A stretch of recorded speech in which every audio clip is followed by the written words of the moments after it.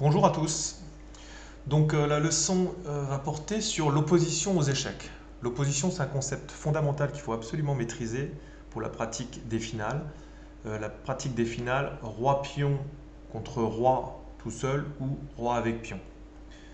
Si vous ne connaissez pas ce concept, vous allez faire des parties nulles alors que vous auriez dû gagner. Et parfois, vous allez peut-être sauver le match nul alors que votre adversaire aurait dû gagner. Le camp qui est à l'opposition, c'est le camp qui n'a pas le trait. Qu'est-ce que ça veut dire? Ça veut dire que ce n'est pas à lui de jouer. Deuxième point, les deux rois sont situés sur une même colonne, rangés ou diagonale, et ils sont séparés par un nombre impair de cases. Donc pas de panique, on va voir un schéma ensuite qui va vous mettre les idées au clair. Et on a un cas particulier, en troisième point, on a également une position d'opposition quand les deux rois sont situés dans les coins d'un rectangle dont les coins sont de même couleur. Allez, on passe tout de suite au schéma. L'opposition. Donc voilà la position des rois. Toutes les positions aussi qu'on a ici sont des positions d'opposition. D'accord? Donc la règle, c'est les rois sont sur une même colonne, une même rangée ou une même diagonale, et ils sont séparés par un nombre impair de cases. Si on voit la première position ici, on voit bien que c'est le cas, ils sont sur une même colonne et il y a une case. Tout de suite à droite, ici, ils sont situés sur la même colonne et on a 1, 2, 3, donc un nombre impair de cases.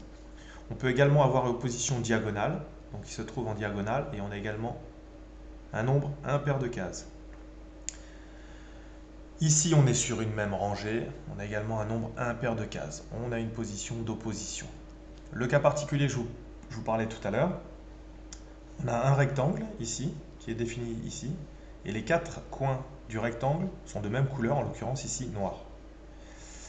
Si vous regardez ici l'opposition diagonale, on a exactement la même chose, c'est également un rectangle. Bon, un carré, c'est un rectangle. Et les quatre coins du rectangle sont des cases blanches. On a également une position d'opposition. Mais si vous avez bien saisi ce que je vous ai dit tout à l'heure, on a des positions d'opposition, mais on ne sait pas qui a l'opposition. Pour savoir qui a l'opposition, il faut savoir celui qui doit jouer. D'accord? L'opposition, le camp à l'opposition, si on n'a pas le trait. Donc dans cette position, les blancs ont l'opposition si c'est aux noirs de jouer. Et les noirs, par exemple, iront soit à gauche, soit à droite, soit reculeront sur ces trois cases ici, parce qu'ils ne peuvent pas se rapprocher du roi blanc sans eux-mêmes se mettre en échec. Nous voici enfin sur l'échiquier. Donc là, on a effectivement une position d'opposition, c'est-à-dire que les deux rois sont sur une même colonne et ils sont séparés par un nombre impair de cases. Voilà. Donc là, pour savoir qui a l'opposition, il faut savoir à qui c'est de jouer. En l'occurrence, c'est au blanc. Donc ça veut dire quoi? Ça veut dire que c'est les noirs qui ont l'opposition. On va faire un petit jeu. Le but, c'est par exemple, sur les 5 prochaines minutes, le but des blancs, ça va être d'atteindre la case F8. Enfin, les blancs gagnent s'ils atteignent la case F8, G8 et H8. Donc, si les blancs veulent gagner cette case-là, il faut absolument qu'ils essayent de déborder le roi noir pour venir le contourner et venir sur cette case-là. Si c'est aux blancs de jouer, c'est les noirs qui ont l'opposition. On voit bien que si ils reculent sur ces trois cases-là, tout simplement, le roi noir vient prendre l'opposition et en fait, les blancs n'auront pas progressé. Si on vient ici, les noirs viennent également prendre l'opposition. Et si on vient sur la troisième case, les noirs viennent prendre l'opposition. Dans les trois cas, on n'a pas réussi à progresser. On voit que le roi blanc ne peut pas venir ici parce qu'il se mettra en échec, ce n'est pas possible. Donc il lui reste deux cases de contournement. Une case à droite, mais on voit bien qu'en fait, les noirs viennent prendre l'opposition et on ne va pas pouvoir aller à droite de l'échiquier, sinon ça s'appelle tricher. Et on va essayer d'aller vers la gauche pour essayer de le contourner comme ça. Mais comme c'est au noir de jouer, eh bien en fait, ils viennent prendre l'opposition et ici on a un mur infranchissable pour les blancs. Donc en fait, on voit que la position est bloquée, on voit que les blancs ne pourront jamais aller sur la case F8. Nous revoici dans la même position que tout à l'heure. Il y a une position d'opposition, effectivement, les deux rois sont sur la même colonne, ils sont séparés par un nombre impair de cases, en l'occurrence ici une. La différence, c'est que c'est les blancs qui ont l'opposition, ça veut dire que c'est au noir de jouer. On va faire le même exercice que tout à l'heure. Le but des blancs, c'est d'aller sur une des trois cases ici, F8, G8, H8. Le problème des noirs, c'est que c'est à eux de jouer. Il ne peut pas aller sur ces 3 cases-là sans se mettre en échec, donc ça c'est interdit. Ils peuvent reculer sur ces 3 cases ici, mais ils perdraient du terrain. Par exemple, si on va sur cette case-là, le roi blanc vient ici. Si on va sur celle-là, le roi blanc vient ici. Et si on va sur l'autre case, le roi blanc vient ici. Dans les 3 cas, les blancs se sont rapprochés du but ultime, qui est une de ces 3 cases-là. Donc pour les noirs, on voit qu'ils ont 2 possibilités, soit d'aller à gauche, soit d'aller à droite. On va voir ce qui se passe. Par exemple, s'ils vont à gauche. S'ils vont à gauche, en fait, la colonne H, H3, va permettre aux blancs de gagner un petit peu de terrain vers ces 3 cases-là.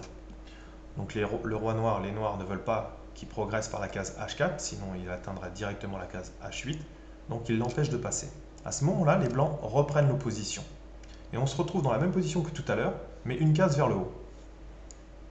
Si les noirs tentent d'aller sur la case à droite, on vient avec le roi sur la gauche pour aller vers la case F8.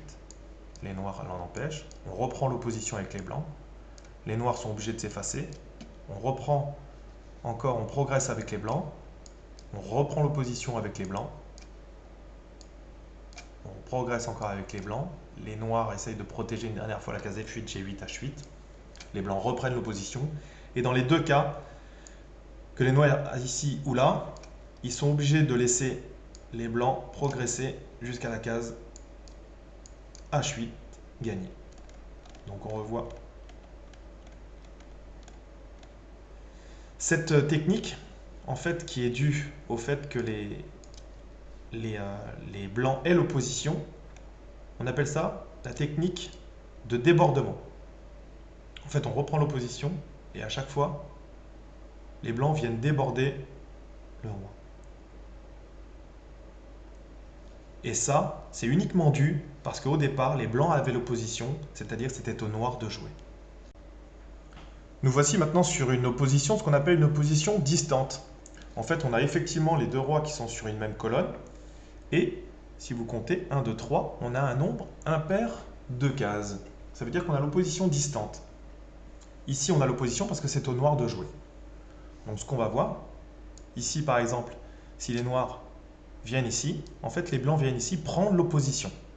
Et on se retrouve dans la position qu'on a vue tout à l'heure, où ce sera aux noirs de jouer, les blancs là.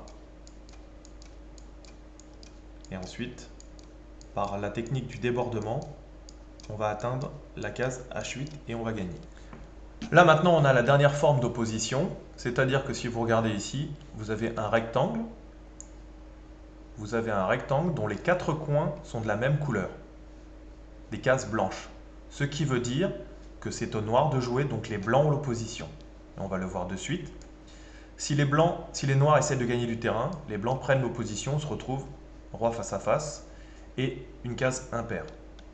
Et si les noirs, au lieu de prendre cette case-là, viennent ici, pour prendre l'opposition, il suffit aux blancs de se mettre en diagonale, ou également, toujours pareil, un rectangle dont les 4 coins sont de même couleur, en l'occurrence ici noir. Si les blancs se trompent, et qu'au lieu de prendre l'opposition ici, ils jouent là, les noirs ici prendraient l'opposition et ce serait terminé. On ne pourrait pas réaliser notre objectif d'aller sur la case F8. En revanche, si c'est la case du départ, on revient prendre l'opposition, les noirs sont obligés de s'effacer et par la technique du débordement, on va pouvoir aller rejoindre la case F8 ou G8. C'est gagné. Et voici notre dernière position que j'appellerais position récapitulative du concept d'opposition. On va faire comme tout à l'heure, c'est-à-dire que l'objectif des blancs va être d'atteindre la case F8, G8, H8 et les noirs de l'empêcher. Vous pouvez proposer cette position à vos amis, à vos parents. On a l'impression qu'on fait de la magie et la plupart des gens vont se tromper. C'est-à-dire qu'est-ce qu'ils vont jouer? Ils vont jouer leur roi en B2 pour essayer de se rapprocher le plus rapidement possible de la case F8, G8, H8. Il se trouve que cette case-là, c'est une mauvaise case. Les noirs jouent. Les noirs jouent. Et les noirs ici viennent prendre l'opposition. Et on voit que les blancs ne peuvent plus progresser pour atteindre leur objectif parce qu'en fait, ils ne peuvent pas faire de technique de débordement. qu'est-ce qui s'est passé? Ce qui s'est passé, c'est qu'au départ, ils n'ont pas pris l'opposition. Ici, le roi blanc a 3 cases, A2, B2 et B1, mais une seule des 3 prend l'opposition. Et si vous avez écouté ce que je vous ai dit tout à l'heure, la seule case, c'est A2. Pourquoi A2? Parce qu'en fait, on vient chercher un rectangle dont les 4 coins sont de la même couleur, en l'occurrence ici, blanc. Si le roi blanc était venu en B2, on se rend compte qu'en fait, le rectangle n'a pas les 4 coins de la même couleur. Il y en a 2 qui sont blancs et 2 qui sont noirs. Donc il est obligé d'aller en A2. Les noirs jouent, et bien en fait, sur les 5 cases possibles pour le roi noir, à chaque fois, les blancs peuvent reprendre l'opposition. Donc on va tous les faire. S'ils viennent ici en D8, en fait, tout simplement, le roi vient ici et on a un rectangle dont les 4 coins sont noirs. S'ils viennent sur la case D7, on vient ici, on a un rectangle dont les 4 coins sont des cases blanches. S'ils viennent en E7, vous pouvez faire pause et essayer de chercher pour trouver le rectangle. En fait, il est en A3. On a des cases noires aux 4 coins. Si on vient en F7, vous pouvez faire pause et essayer de trouver la case. C'est la case B3. On voit bien que le rectangle ici, les 4 cases sont blanches. Et si on va en F8, on vient en B2. On voit bien que le rectangle ici, on a 4 cases de couleur noire. Donc si on continue à progresser, si par exemple les noirs vont à l'encontre du roi blanc pour essayer de l'empêcher de passer, pour trouver l'opposition, on vient chercher le rectangle dont les 4 cases sont de la même couleur, en l'occurrence ici noir. Ici, on vient là et on a toujours un rectangle avec les 4 cases qui sont blanches. On a également une opposition diagonale, c'est-à-dire que les rois sont sur une même diagonale et on a un nombre impair de cases, ici 1. Encore opposition diagonale. Encore opposition diagonale. Et si les noirs reviennent pour empêcher l'accession aux cases F8, G8, H8, les blancs viennent prendre ici l'opposition. Les noirs s'écartent, les blancs reprennent l'opposition et on se trouve dans la même position que tout à l'heure, où on va utiliser la technique du débordement. C'est-à-dire que les noirs doivent aller soit à droite, soit à gauche. S'ils vont à gauche, on déborde par la droite. Ils viennent ici pour empêcher l'accès à ces 3 cases-là. On reprend l'opposition. Les noirs sont obligés de s'effacer. S'ils vont par exemple ce coup-ci à droite, on déborde par la gauche. On revient avec le roi noir pour protéger ces 3 cases-là. On reprend l'opposition et les noirs sont obligés de s'effacer et rien n'empêche les blancs d'atteindre leur objectif H8. Allez, pour récapituler une dernière fois, l'opposition aux échecs, le camp à l'opposition, si il n'a pas le trait, ça veut dire que ce n'est pas à lui de jouer. Les 2 rois sont situés sur une même colonne, rangée ou diagonale, et séparés par un nombre impair de cases. Ou les 2 rois sont situés dans les coins d'un rectangle dont les coins sont tous de la même couleur. Allez, travaillez bien, à bientôt.